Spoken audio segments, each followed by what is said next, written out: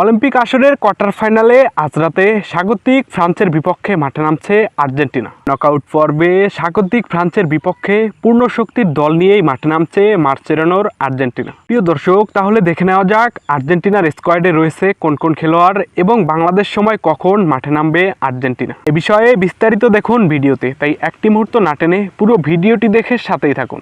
2024 Olympic ইভেন্টের group পর্বের শুরুটা ভালোভাবে হয়নি আর্জেন্টিনার।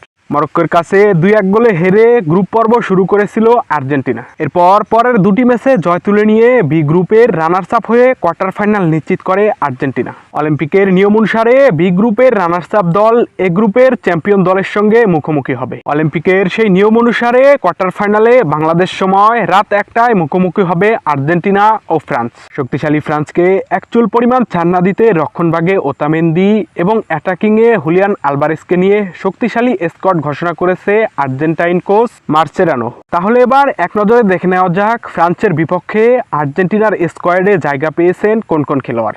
রক্ষক Geronimo Rulli, Gonzalo Lujan, Joaquin Correa, Marco Di Cesare, Nicolas Otamendi, Julio Soler, Giuliano Simeone, Fernandez, Cristian Medina, Thiago Almada, Julian Alvarez এবং লকিয়ানো গন্দোই।